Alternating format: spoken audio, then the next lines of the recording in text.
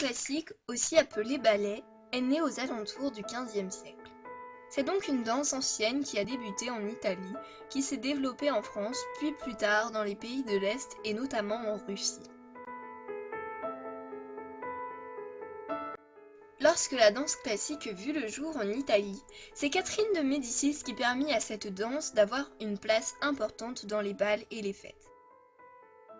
Reprise par la cour du roi en France, la danse classique s'est façonnée et étoffée avec l'utilisation de costumes, de décors, de textes tels une pièce de théâtre. Elle devint très populaire. C'est au cours du XVIIe siècle que Louis XIV, très intéressé par l'art, créa 2 académies royales destinées à la pratique de la musique et de la danse. Grâce à ces 2 académies, plus tard, naîtra le populaire et très connu ballet de l'Opéra national de Paris.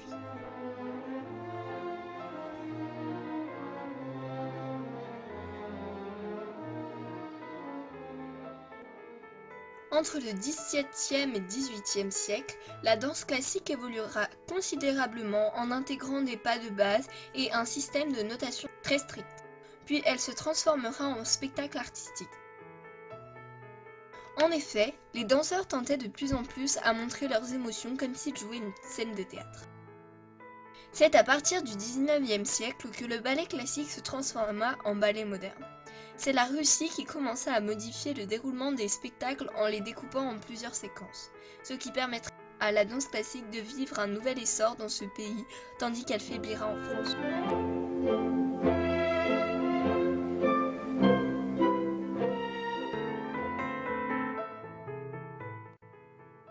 Au cours du XIXe siècle, naîtra le tutu, qui permet de dévoiler les jambes des danseuses et de mettre en avant la technique de chaque pas. La danse classique voit ses fondements se mettre en place avec des règles très précises comme rester toujours en dehors, avoir de la rigueur, connaître les 5 positions de base. Elle devient une pratique difficile et très technique.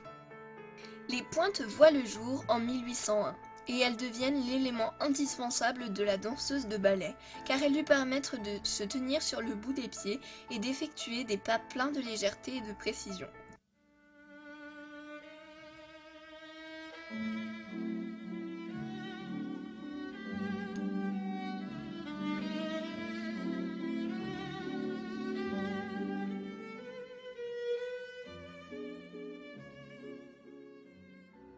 Les danseurs classiques sont présents lors des ballets, mais ils ne portent pas de pointe.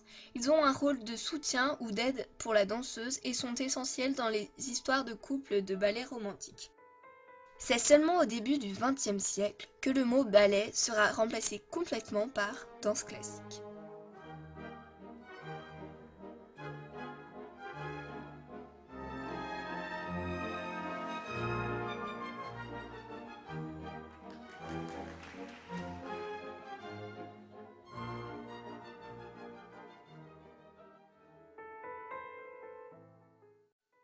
Au cours du XXe siècle, la danse qui avait perdu de sa popularité en France se ravive soudain avec les créations de ballets russes.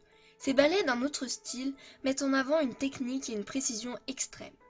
Des ballets très connus verront le jour comme Roméo et Juliette, Le Lac des Cygnes, Don Quichotte ou encore Cendrillon. Aujourd'hui, d'autres styles de danse ont vu le jour et ont subi, elles aussi, la popularité.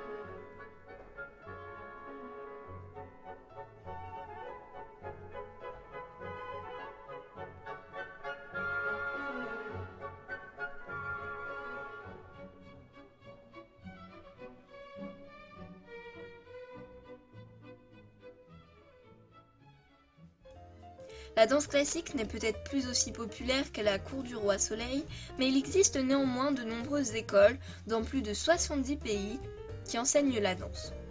Et cette discipline reste la base pour un bon maintien du corps, le développement de la souplesse, de la musculature et pour la pratique d'autres danses. Il existe aussi de grandes écoles qui permettent de devenir danseur professionnel et d'intégrer des troupes. De nos jours, l'évolution est remarquable, tant par la technicité et la virtuosité des danseurs que par leur sens artistique.